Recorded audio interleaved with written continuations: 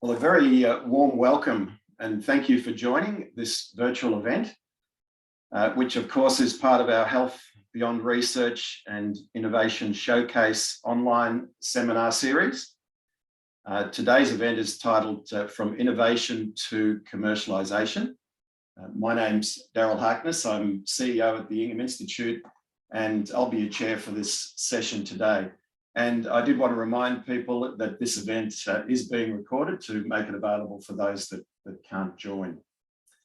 We have two excellent speakers today. Both are very, very well qualified to talk on the subject of innovation and commercialisation, and they'll speak from their own personal work and experience, and I'm sure you're going to find it absolutely fascinating. I'm pleased to say both are from within the local health district. One is a very busy surgeon who's developed a uniquely Australian solution to a very common medical condition that currently lacks a good solution. And of course, that's an important part of commercialisation, solving something that really matters. The other speaker has deep medical industry commercial experience, both locally and globally, and has also worked closely and in fact led a startup. So worked with many startups and led a startup. And the format for today is first, you'll hear from our two speakers. I'll then make some comments about some of the services and support that's available to help clinicians, researchers and others who may have, and in fact anybody from within the LHD for that matter, that may have an innovation that they would like to take and think is worth taking through to commercialisation. There'll be some time at the end of the sessions for Q&A, and what I'd ask you to do, if you could, is to use the chat function and send those questions through during the session, and we'll come back to them in the last 10 minutes of the session. And just before I introduce our first speaker, you can see there's an image of a child, and the young child has a cochlear implant. And of course, the cochlear implant is a technology that has transformed the lives of thousands of people globally. It's a wonderful Australian success story, and I think something that anyone who knows about in Australia is particularly proud of. And it was developed by Professor Graham Clark, an ENT surgeon. And he saw and experienced the problem firsthand and decided to tackle that and create a solution. And the reality is that the majority of innovations and major medical breakthroughs have been developed by researchers and clinicians and people that are working in that medical space. And I'm sure many of you have ideas that have parked and they've been daunting to progress, but perhaps today you'll get a sense that perhaps the journey is somewhat daunting, but there's plenty of support and people to help. And that'll be one of the key messages that we'd like you to walk away with. So if I could introduce our first speaker. Our first speaker is Dr. Nick Hartnell, and Nick will be well known to many of you. He's going to talk about his innovation and talk a little about his journey. Nick's an orthopaedic surgeon based in Darryl, and his practice extends to Camden and Campbelltown and down to Goulburn. He studied medicine and surgery at Sydney University and then worked in Canberra, RPA, Royal North Shore and regional New South Wales. He also took the opportunity to work in the US at Portland, Oregon, where he was a senior fellow in orthopaedic pediatric surgery. And then after completing his fellowship in orthopedics, he sought some different experience. And I think this talks a little about Nick's nature and style. Nick went off and worked in China, which I'm sure was fascinating, Belgium, and then in London. And apart from all that, as you're about to hear, Nick is a true innovator and a problem solver, and not one to accept the status quo. So please join me in welcoming Nick as he delivers his presentation. Thank you, Nick. Okay, now thanks. Slides. Thanks, Darryl. Oh, great. Thanks, Darryl. Thanks for having me, and welcome to everyone out there. I hope you're all very safe but it would be nice to be together to talk, but obviously this is the next best thing. So I do wish you all the health, and hopefully I can give you some idea on my journey and what I've been through. And to be honest, it's been a fun journey. It's been a long journey, but a fun journey. This is a photo of essentially what I like, how I like to start any talk like this, because this encapsulates, I think, the keys to what I want to talk about. I guess if you squint a little bit, you might be able to imagine that this is the birthing suite and this is the birth of an idea. Ignore the fact I'm about to pick up a drill there, but I think with the birth of the idea, you've got to have your team with you, and the team around you is a team that you trust. And I've got to thank the Ingham Institute a lot, and Darryl and Lance, because they've really been helpful for me on this journey. So have a team that you trust. The key, though, to any idea, and I really believe that most of us have good ideas throughout our life, and we come up with an idea to solve a problem, and we always come across problems that we think we can do it better. I think the key is have belief you can actually do something with your idea. Have belief in your own ability to take this through. You can't do it on your own. You do need your team, but back yourself, and that's essentially what I would be encouraging to any innovator out there, that you're the one person that knows how to do it, and back yourself to do it. I guess the other thing that for my journey, a lot of it has been serendipity, and I know luck plays a part in most good ideas, but I also encourage you to identify when there is good luck and hold it with two hands. I guess the first part of luck for me was I was working in London when I got offered two jobs, one of which was in Sydney and one of which was in country New South Wales. And for no good reason other than I just thought I'd like to have a nice lifestyle, I went to country New South Wales. Because I'm in between Sydney and Goulburn, this idea has now been a lot easier for me, and you'll understand why when we get through. So if we go to the next slide, Darryl, I'll try to get to the next slide. As Darryl said, every idea starts with a problem, and the problem that I face all the time is ligament injury. So I'm an orthopaedic surgeon, and one of the most common injuries is a ligament injury.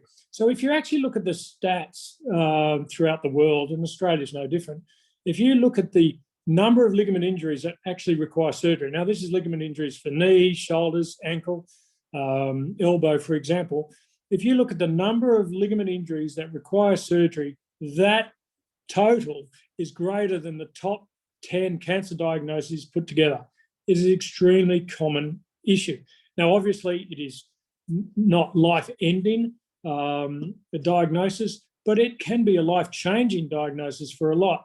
Here's a photo that you'll see is the MCG. This is the good old days when there were people there.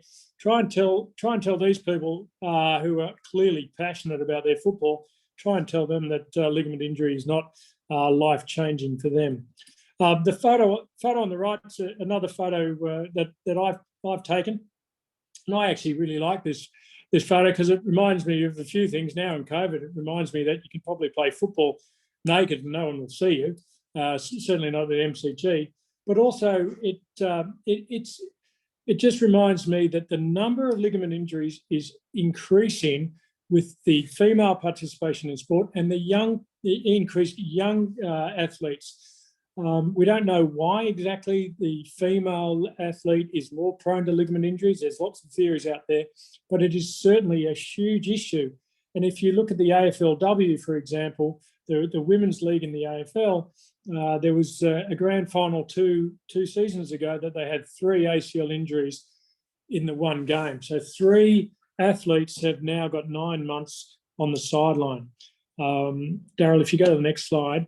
So the problem for an orthopaedic surgeon, so the problem that we have collectively as an orthopaedic surgeon, as physiotherapists, as all of us in the community is, what options have we got to help that athlete, that person, get back to their health, to their function, to what they need to do.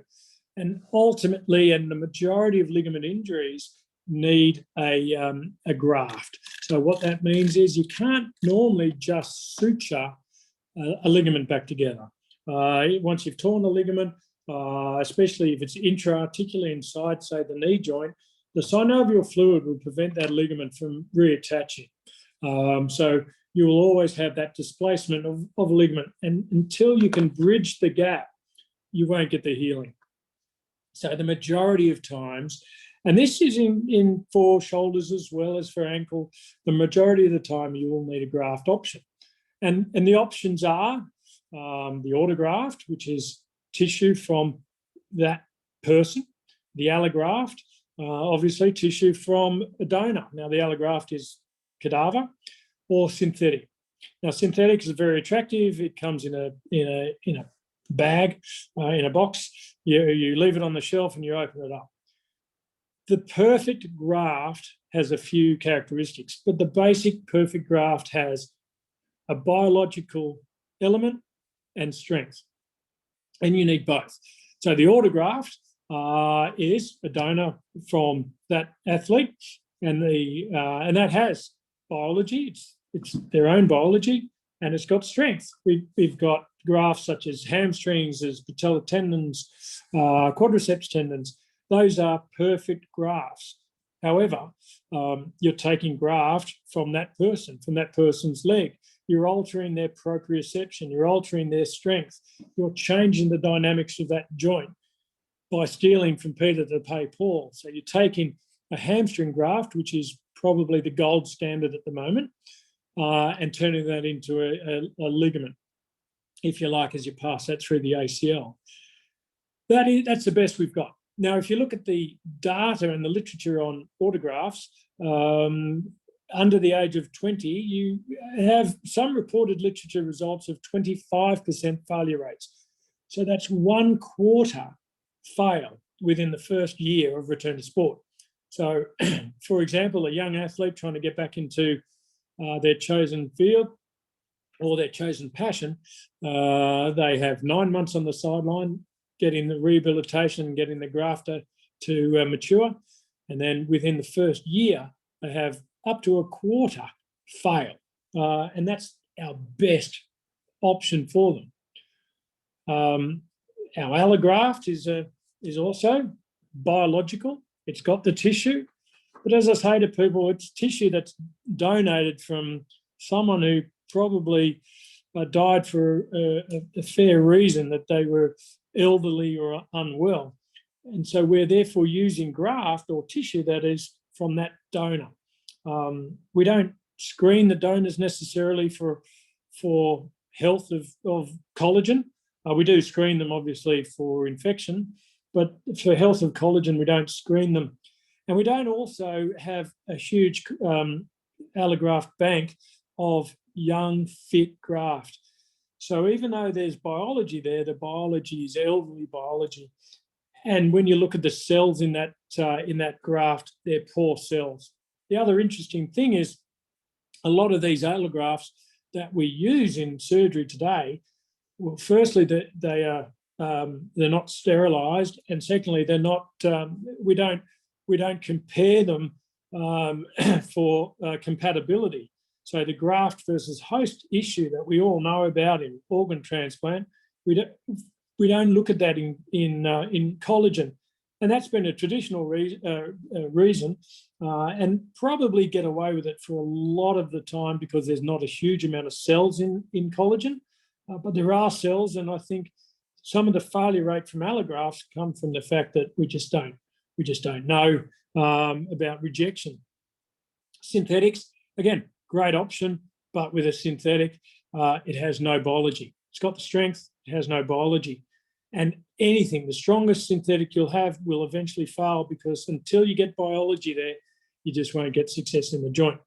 Now, this photo I also like to use because that tells me a few things.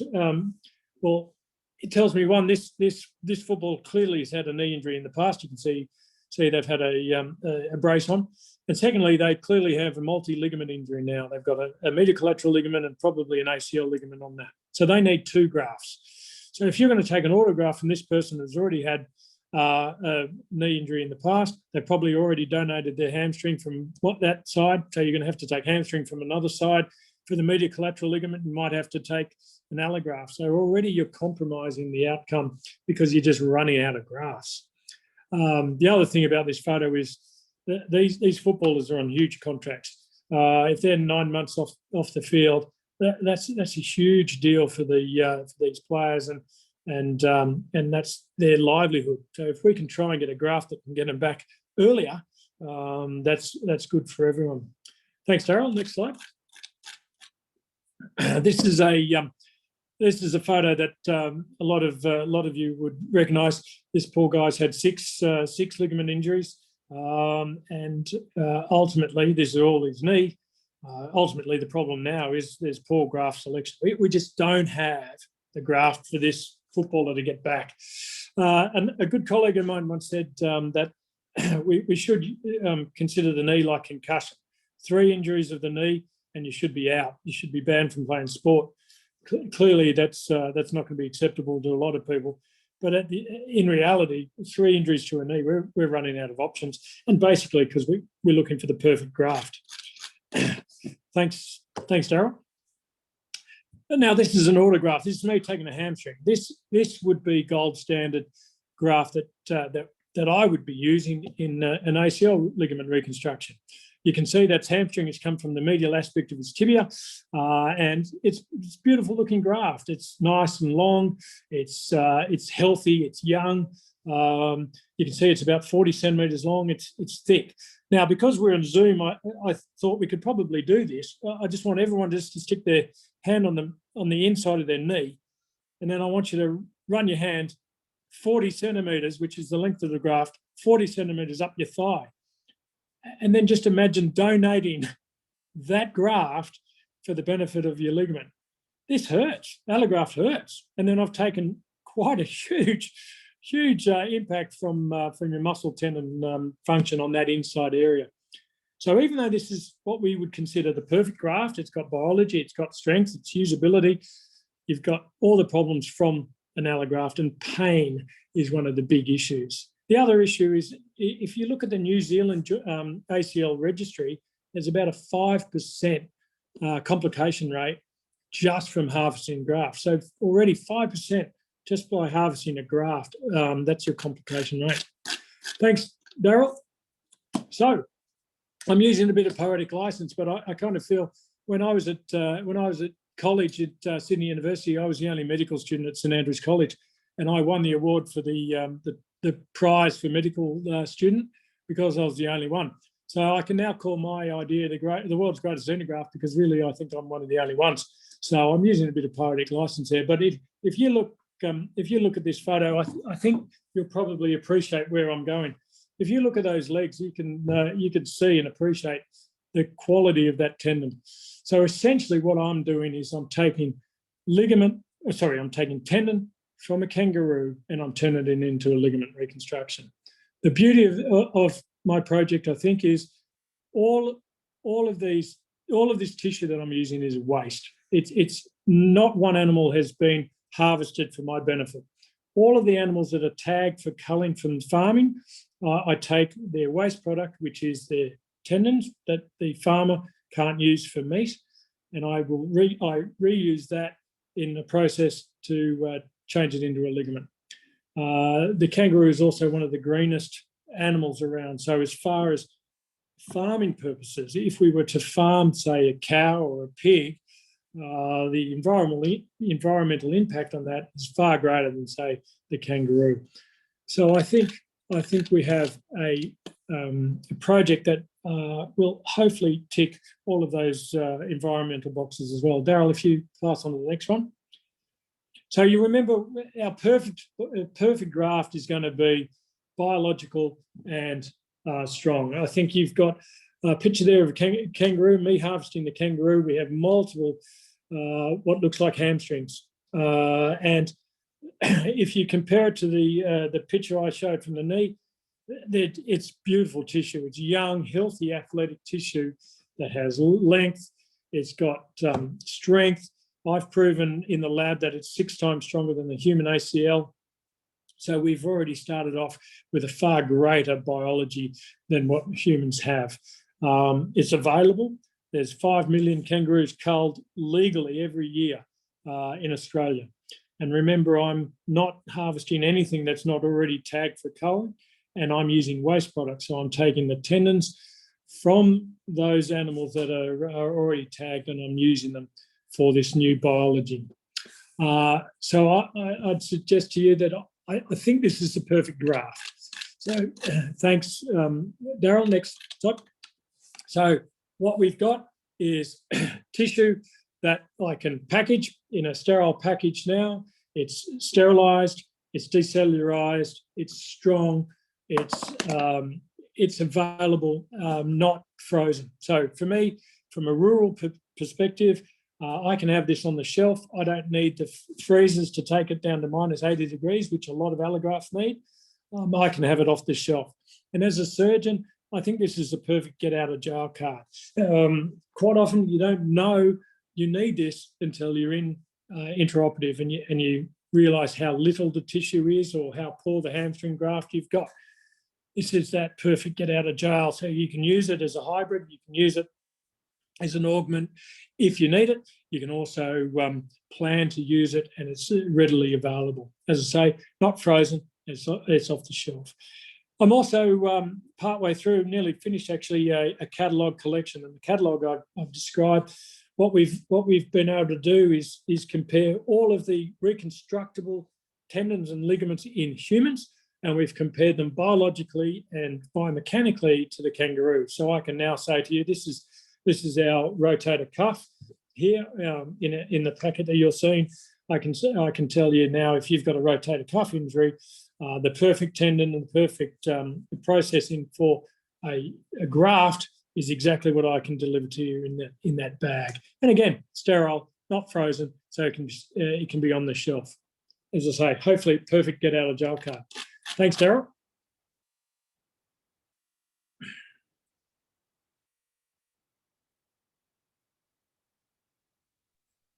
Sorry, Nick, for some reason no, it's you're right. not moving.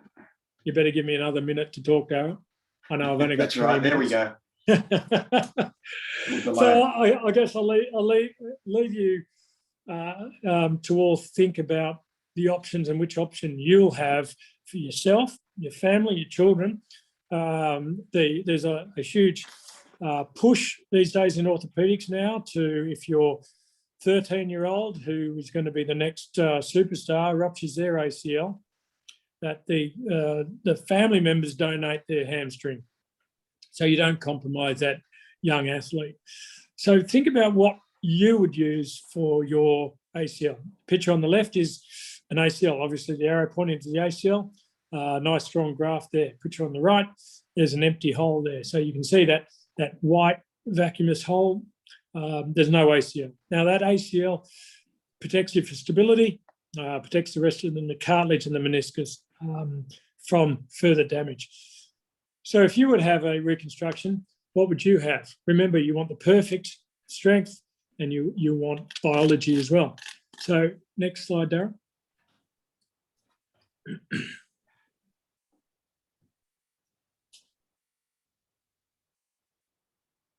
You got the next slide there, Nick? Yeah. Good. That's exactly what I would be suggesting you need. Tendon of that length, that size, you can fold it over. It's very versatile. And this is straight out of a kangaroo. Well, it has been sterilised. I've opened the packet clearly. Sterilised, decellularised, stronger than the human ACL and ready to go. It doesn't compromise that patient. And as I say, it's versatile and you've got length. And anyone that's been in an operating theatre, when you take a hamstring and you pass that hamstring lovingly to your assistant to hold or the nurse to put on the table, we always worry about dropping it.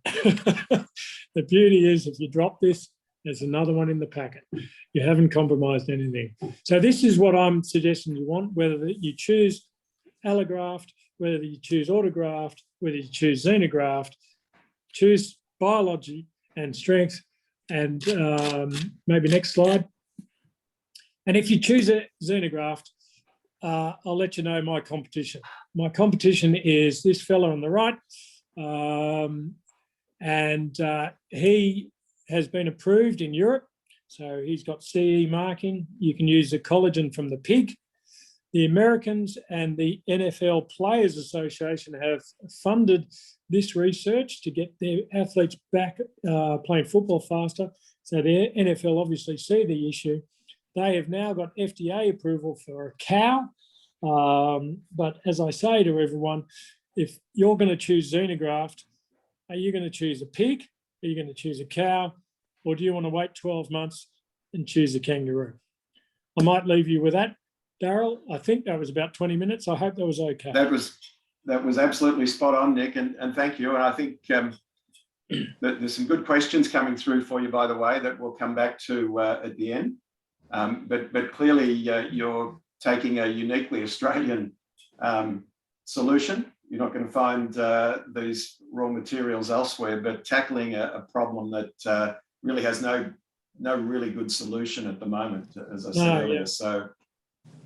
So well done, and we'll look forward to hearing a bit more during the Q&A. So if I could now shift gears, and I'd like to introduce Lance Chia. Again, many of you may know Lance. So Lance leads the Liverpool Innovation Precinct and works in deep partnership with the organisations that make up the Liverpool Innovation Precinct, including Southwest Sydney LHD, the Ingham Institute, Western Sydney Uni, UNSW, Liverpool Council, TAFE schools, and a number of others. And it's a very important group to health research and education. This LIP is co-chaired by Dr. Amanda Larkin. And Lance brings to it 40 years experience in healthcare, worked and trained in pathology, but then moved to the commercial world with Abbott Diagnostics. More recently worked for another wonderful success story in Australia, in ResMed, and rose to the very senior position of global head of marketing. So has worked in many countries, with many different partners and organisations, and a lot of work around business development. Lance has also held executive and non-executive board positions in the medical technology space, and he continues to support and mentor a number of startups. In fact, I know that he is highly sought after as a mentor, and he also chairs a startup. But I think his most important claim to fame, which we always reference, is that he was captain of, he's a local boy, and he was captain of Liverpool Boys High School. So we love that, Lance. And we always say Lance's job is, having come from ResMed, is to find the next ResMed in Southwest West Sydney. So he's very well qualified to talk on tips and tricks around innovation and commercialisation. So over to you, Lance. Yeah, thanks very much, Darryl. Yeah, look, I have a personal mission of finding the next ResMed, and you know, it might be in the tendon area. You don't know. Yeah. So first slide, Darryl. Yeah, look, I've only got 15 minutes today, and to talk about, you know, going from innovation to commercialisation of market. It's a very complex area. So in 15 minutes, I'm just going to try and hit the high points of it, really to give, especially researchers, an idea of the sorts of things that you need to be thinking about in terms of commercialising your idea. So we'll talk about taking your idea through the market. What are the things you need to be thinking about? Really important part is going to be business modelling, and you know, everyone thinks about business, but there's a lot of reasons why business won't occur or fails. So why startups fail, and then just going to finish with really a model, the business model canvas. Some people have moved on from, but I actually like the principles of commercialising a technology that model embodies, and so I'll talk about that a bit. Next slide. Next one. So there's 4 really high-level steps you want to be thinking about in terms of your idea and taking it through to, you know, commercial success. And the first one is proof that there is actually a problem to be solved. the good thing about working in medicine and health, especially for researchers, is, you wouldn't be doing the work you're doing unless you'd already recognised the problem. And Nick's the perfect example of that. He was experiencing the problems of the current standards of care. So he wouldn't have done the work that he's done if he didn't realise there was a problem. So proof that there is a problem. Next one. Proof that my solution solves the right problem.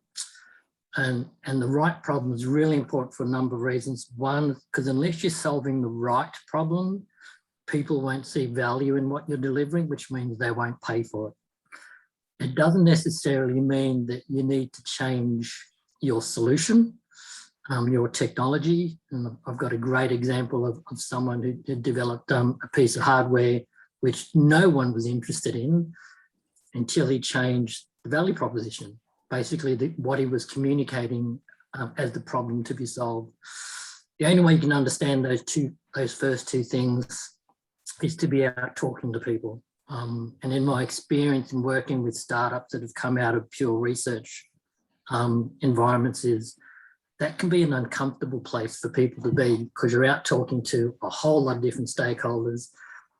You're not talking to your fellow researchers who understand all your terminology. You're talking about things that maybe you don't even understand in terms of their world and what things mean to them. So understanding that, so you're solving the right problem is important. Next one. Can I build a business around it?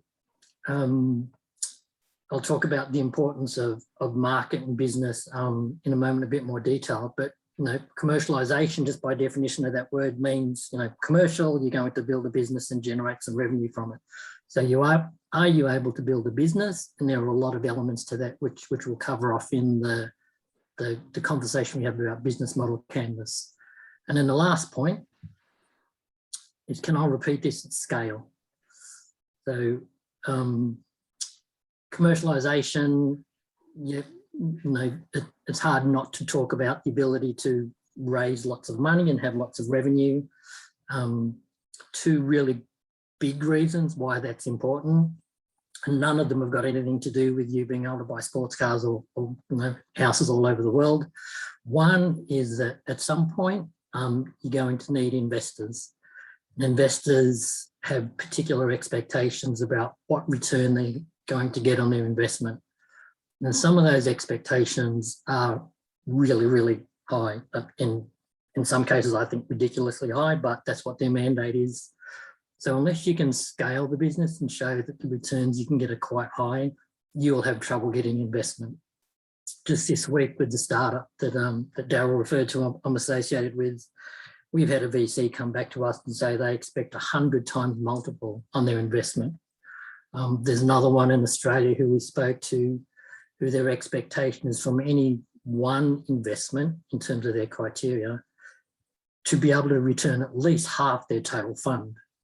So the ability to have the scale to deliver on those things is important for that.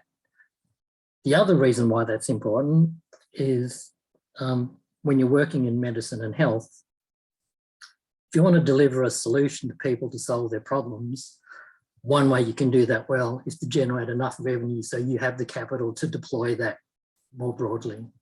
So be successful, have a big market, generate the revenues that give you the capital to deliver your solution to more people, which is a really good reason to be successful in medtech. Next slide, Darryl. So the business modelling, which I referred to before, it's there on that slide. That's the reason why you need a business model. This is the area that's full of, to use a Donald Rumsfeld part of a quote, this is where researchers and scientists and people who haven't come from the commercial world find out where all their things that they don't know. You're kind of stepping into a world of things you've never had to do before, but you can certainly get through it. Understanding and creating a business model to be able to deliver your solution is obviously fundamental to being commercially successful. So I'll just have a look a bit closer at what makes up that business modelling. Next slide.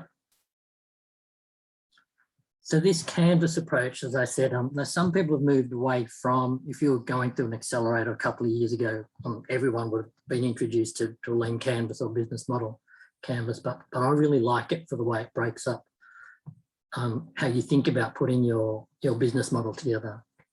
On one side, you've got your business and the value that your business delivers. So thinking about what I'm doing and how am I going to deliver that to my customer.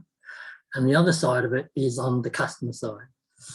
So what is a customer going to see as value to the point that they're prepared to pay for it, and understanding that. And there's some really, like I said, really simple tools to get you to think about that. Next slide. So you need to think about those things because this is the #1 reason for a startup failing. It's right up there with running out of money and that there's no market need. So this was a study done by CV Insights on failed startups. And the thing to note about this is it's not that there isn't a problem, and it's not that your solution doesn't solve that problem. It's just that there's not enough people in the world that are either engaged in the problem that you're solving or prepared to see the value to pay for your solution. So you might have a really interesting problem and a really awesome solution to it, but if there aren't many people who actually care about it as much as you do, at least care about it enough to pay for your solution, then there is no market for it. And you'll struggle to actually make a commercial success of that. So understanding whether there is a market for what you're delivering is critical. Next slide. So putting those two parts together, assuming that there is a market, looking at the customer. So if you break down what a customer wants and how they're going to see value, so there's a particular job that a customer wants to do or something that they want to achieve. And there's two parts of getting that job done. There are the things that they're going to get out of doing it. So why are they doing that job and what's the purpose and what are the outcomes that they're looking for? So they're the gains. But in doing that job, there may be some pains or some challenges or problems or difficulties that whatever the current model is that they just have to live with.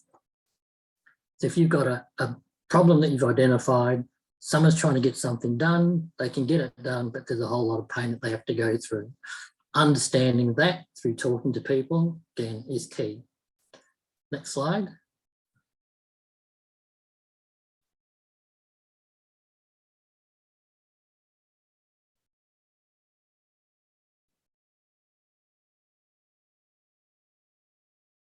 So then it's looking at your solution to that job.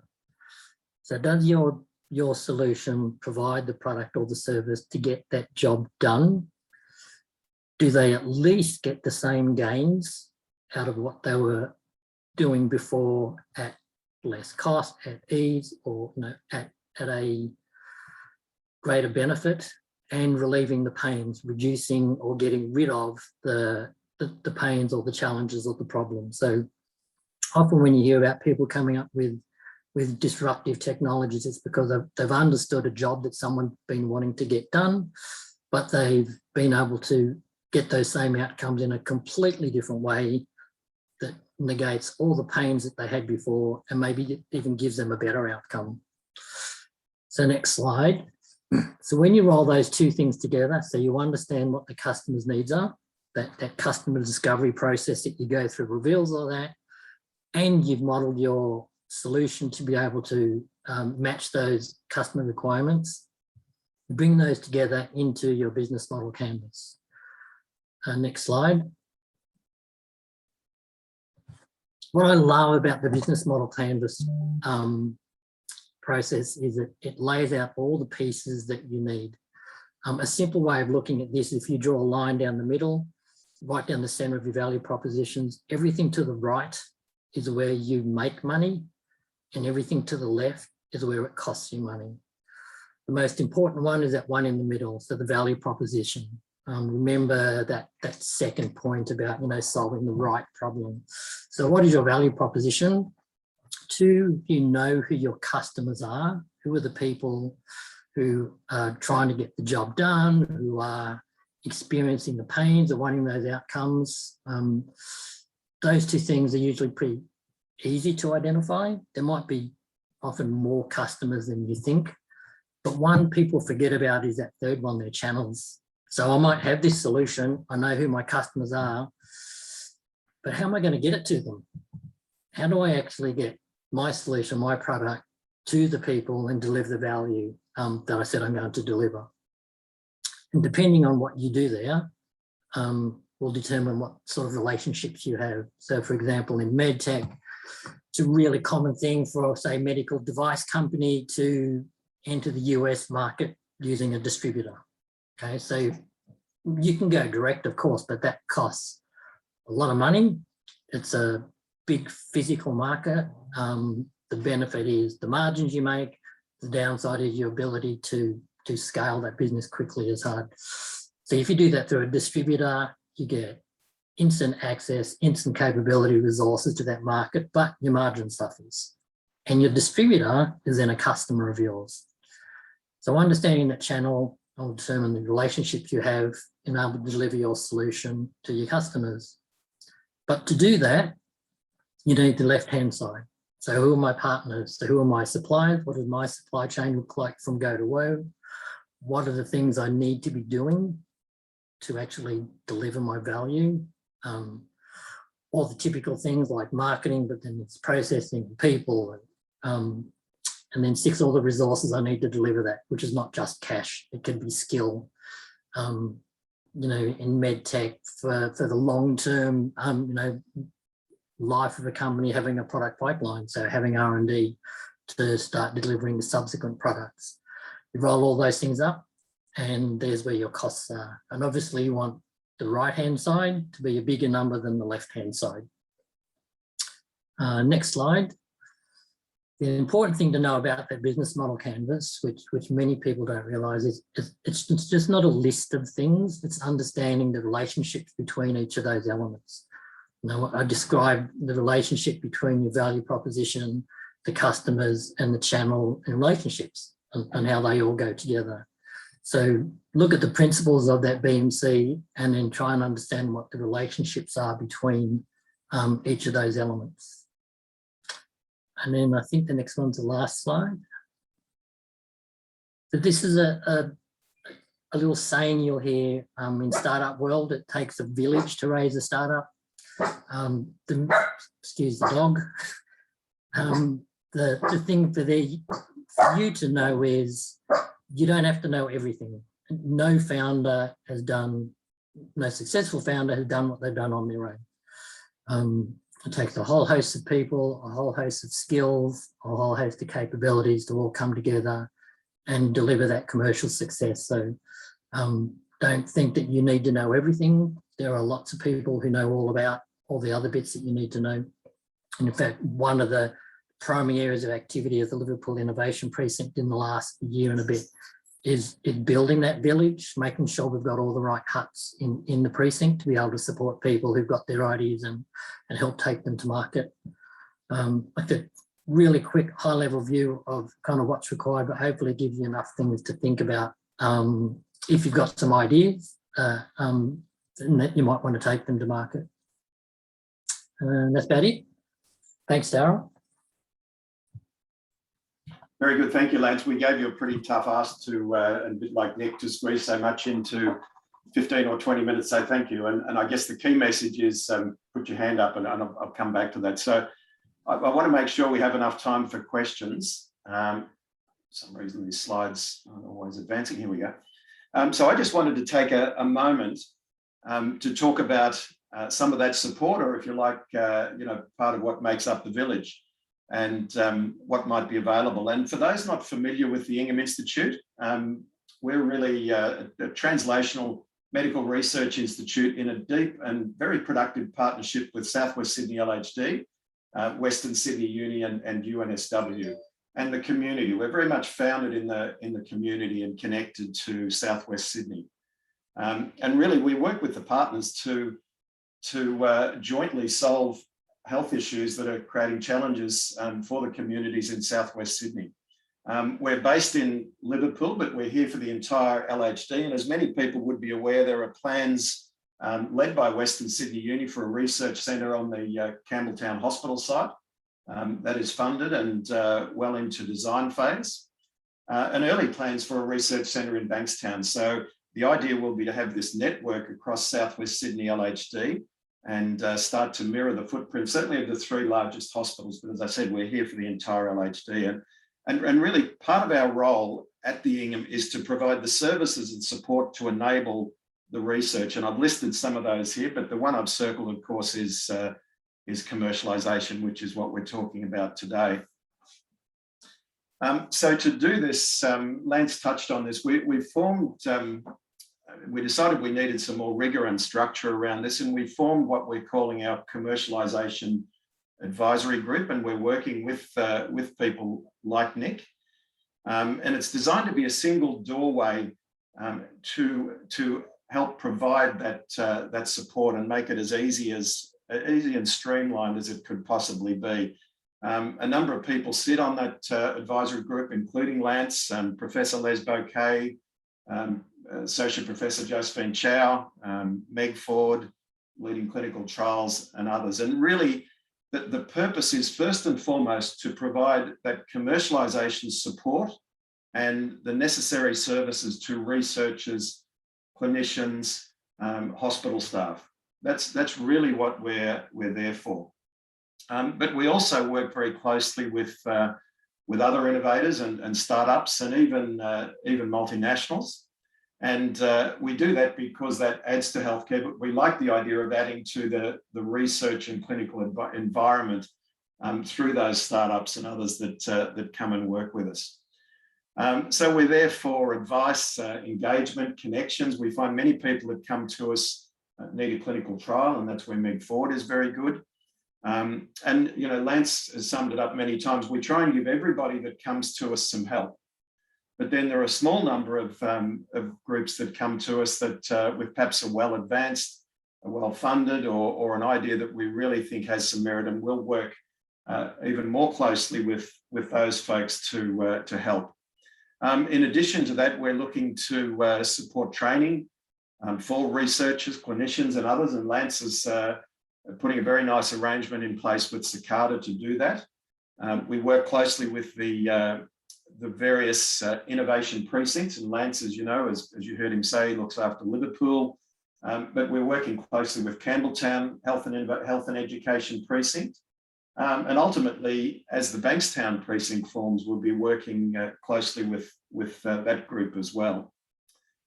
And really, in many ways, we're not just trying to support innovators, clinicians, researchers, others to solve issues in health. We would truly love to be creating those next lot of companies and creating jobs in Southwest Sydney. You know, perhaps Nick is talking today about the next ResMed or Cochlear, and there's no reason we shouldn't be delivering, you know, another major company and major health breakthrough, and many smaller ones to Australia. You know, Australia has a wonderful track record of innovation. Very interesting. If you Google health breakthroughs or health innovations from Australia, you'll see that we well and truly punch above our weight. So we've put a snapshot of the dashboard from our commercialisation advisory group. We really started this about a year ago. We get on average 2 approaches per week. And about a quarter of them come from people within either the Ingham or the local health district. And that's encouraging. And that, as I said, is where we put our priority. And the remainder come from startups. We're getting a lot of startups coming to us, and that's good, but also established companies. And as I said, some multinationals. And we're getting a very nice mix of projects coming to us. You can see there, in that chart, it might be a bit hard to read on Zoom, but there's a mix of the type of projects for people that approach us, and then those that we work closely with on the lower pie graph. And you'll see that a good number of diagnostic, large number of devices, some in the sensing and VR type space. And we're finding that's fitting in very, very nicely with our Centre for Robotics and Health Technologies. And look, like most people in this space, we're learning as we go. But we are finding we've got some very, very good connections and partnerships forming beyond this group so that we can help with things like intellectual property, perhaps regulatory advice, funding. Lance has built some nice connections to funding institutions, for example, and we're starting to see some good results with that. So just that quick plug for the Commercialisation Advisory Group. You know, that, if you like, is the village that Lance speaks about. And as I said, we wanted to leave about 10 minutes towards the end for Q&A, and I think we're right on the, just a whisker after 10:02. So let me just bring up some of these questions, and I hope we can get to them all. So first question for Nick: how do you commercialise a kangaroo tendon? And you might need to go off mute, Nick.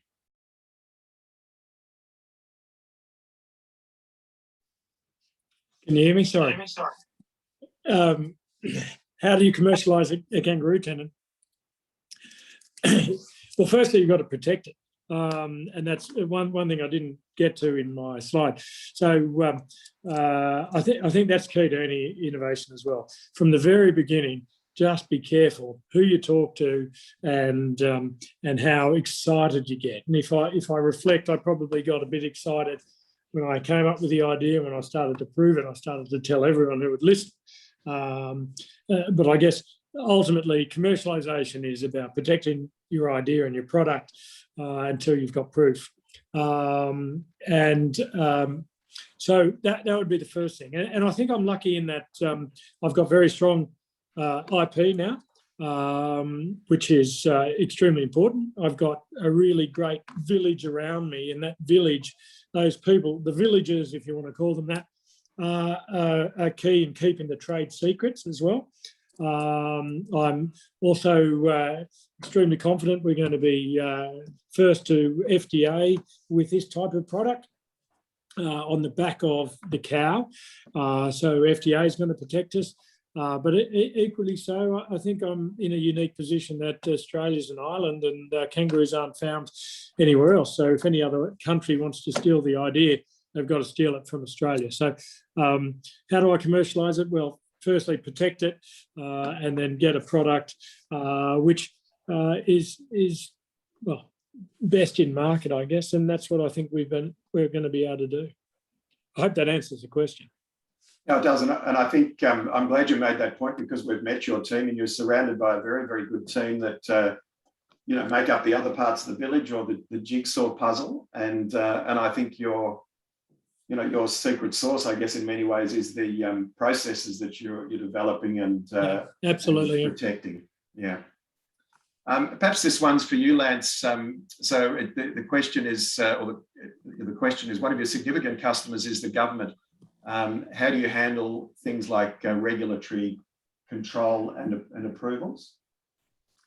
Yeah, that's a really good question, and it's related to probably the thing that I've seen most medtech, the most common mistake that most medtech startups I've come across make is the regulatory approval part is both easy and hard.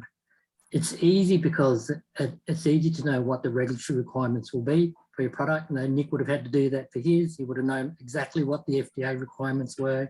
He'll know what TGA requirements are. The problem that startups make is because they think serially, and because that comes kind of near the end of your journey, one of the last things you want to do before you enter market. The problem with that is the requirements for your regulatory submission, you need to know right back at the beginning.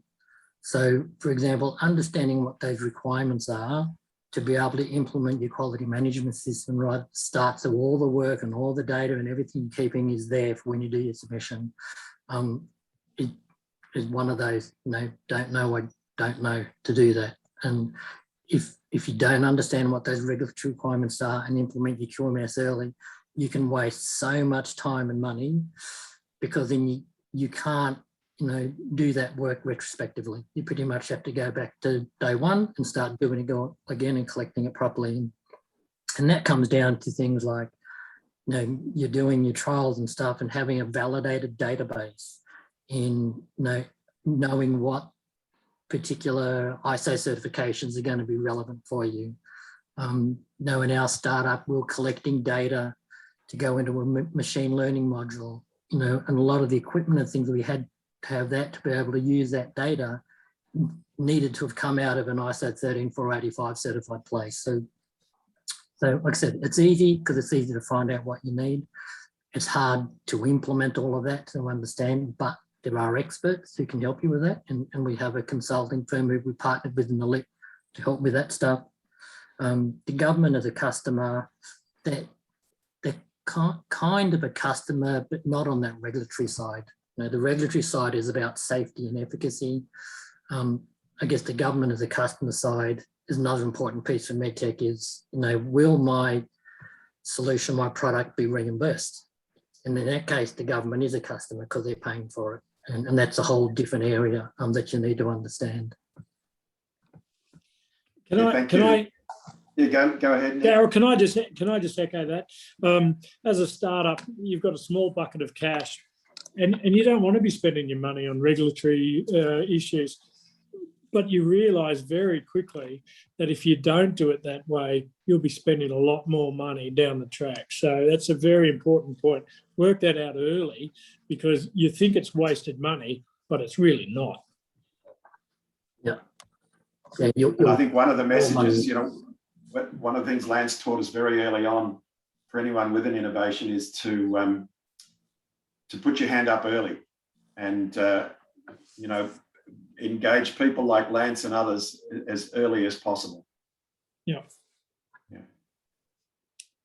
Now, there was another question here, Nick. This is one that I'm sure will interest you. Nick, I worked with kangaroo tendons as an ACL replacement in my first job in 1985 at UNSW. Yep, I know who you worked with. Kangaroo tendons was used in the war as a xenograft. Yeah. The Australian xenograft resource has been investigated for a long time. Why do you think it has not progressed in this time as an industry? And we've probably just got maybe a couple of minutes for that answer. Okay, well, that's an easy answer. Rejection. Essentially, what you need to do is take all the kangarooness out of the tendon. And over the last 20 years, there's been huge research in that. With heart valves and things, the industry started on that. But working with collagen that you want to maintain its strength, you can't just blast it with all the glutaraldehydes and everything else because it becomes too stiff and then it's not biologically viable. So I think over the last 20 years, as an industry, as a collagen industry, we've really been able to work to make sure we prevent rejection but maintain strength. And the beauty of the collagen industry, if you give me another 15 seconds, is both Australia and New Zealand, being islands, are where the rest of the world come to talk about collagen because we've got isolated herds of cows, kangaroos, etc. So the Silicon Valley, if you like, in the world of collagen is in our backyard. Mm. I know that from my days working for Ethicon Sutures. In fact, Ethicon had kangaroo tendons many years ago that were sold as ligature ties, I think. Yeah, and they used to treat them in ethanol.